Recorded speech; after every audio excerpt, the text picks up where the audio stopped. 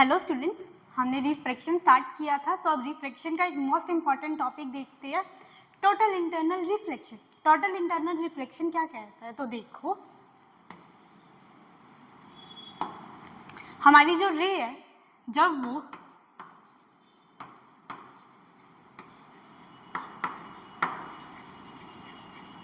Denser से rare medium में जाती है तो वो कैसे बेंड होती है? अवे फ्रॉम द नॉर्मल ना। देखो, ये नॉर्मल हो गया N1, ये हमारी जो OP है वो हमने इंसिडेंट रे मानी। इंसिडेंट रे जब डेंसर से रेयर मीडियम में जा रही हो तो वो कैसे बेंड होती है? Away from the normal. Away from the normal हमने बेंड करी हुई दिखा दी, ठीक है। बट एक ऐसे कंडीशन आती है कि ये जो PQ रे है वो ऐसे बेंड ना हो कि वो रिफ्लेक्ट कर जाती है अंदर ही मीडियम में। ये देखो, ये जो PQ रे है ये ऐसे ना जाके रिफ्लेक्शन शो करती है। उस फिनोमेना को हम क्या कहते हैं? Total internal reflection. Total internal reflection की पहली ये कंडीशन है कि वो जो रे है वो डेंसर से रेयर मीडियम में जानी चाहिए। अब देखो कैसे होती है। अब हम इस फिनोमेना को देखते हैं। चलो,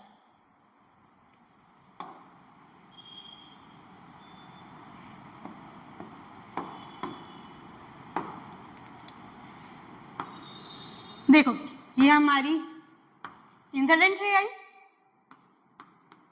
ये हमारा नॉर्मल हो गया।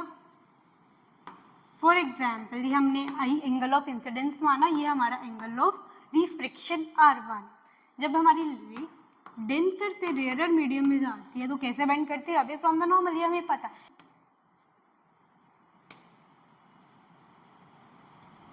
देखो, ये हमारी इंसिडेंट रे आई डेंसर मीडियम से, वो कहा जा रही है रेयर मीडियम में। हमें पता है कि जो हमारी लाइट रे है वो away from the normal bend होना चाहिए, लेकिन किसी पर्टिकुलर इंसिडेंट एंगल के लिए जो हमारा एंगल ऑफ रिफ्रैक्शन बनता है वो कितना बनता है? 90 डिग्री। रिफ्रैक्शन का 90 डिग्री मतलब बनना हमारी ऐसे रे आना, ये हमारी बनना रिफ्रैक्शन रे। ये वाली जो OPQ, जो हमारी PQ रे है वो रिफ्रैक्टेड रे तब 90 डिग्री बनाएगी जब वो सरफेस के अलोंग ट्रैवल करे, ठीक है। देखो, तो एक हमारा पर्टिकुलर इंसिडेंस एंगल के लिए जो हमारा एंगल ऑफ रिफ्रैक्शन होता है वो कितना होता है? 90 डिग्री। रिफ्रैक्शन 90 डिग्री मतलब नॉर्मल के साथ कितना बनाना? 90 डिग्री। तो हमारी रिफ्रैक्टेड रे कैसे आएगी? हमारी ऐसी। तो एंगल I मतलब जो I है हमारा, जो क्रिटिकल एंगल के पास है, कितना हूँ? क्रिटिकल एंगल भी हम निकाल सकते हैं। देखो, स्नेल लॉ लगाते हैं हम OP, P पॉइंट पे N1 sin I is equal to N2 sin R। Angle of refraction कितना हो गया हमारा? 90 डिग्री। तो ये क्या हो गया? sin 90 कितना होता है? 1।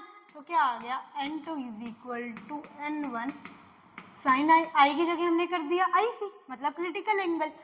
तो N1 sin IC हो गया N2। तो क्या आ गया? sin IC हो गया N2 बाय N1। तो IC कितना हो गया हमारा? sin inverse N2 bye N1, मतलब हमारा क्रिटिकल एंगल की हम वैल्यू निकाल सकते हैं। और जब ये जो इंसिडेंस एंगल है क्रिटिकल एंगल से बड़ा होगा तो हमारी रिफ्रैक्शन करने की बजाय क्या शो करेगी? Total internal reflection. और जिस एंगल से वो इंसिडेंट हुई उसी एंगल से वो रिफ्लेक्ट हो जाएगी सेम मीडियम में। ये होता है हमारा TIR। क्या होता है? Total internal reflection.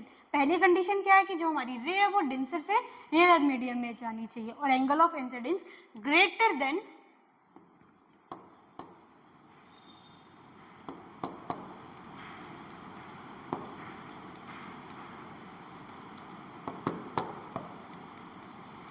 Critical angle होना चाहिए। और एंगल ऑफ इंसिडेंस हमारा जब क्रिटिकल एंगल से बड़ा होगा तो हमारी जो रे है OP रे वो रिफ्रैक्शन शो करने की बजाय क्या शो करेगी? रिफ्लेक्शन। ये हमारा TIR, टोटल इंटरनल रिफ्लेक्शन। तुम्हारे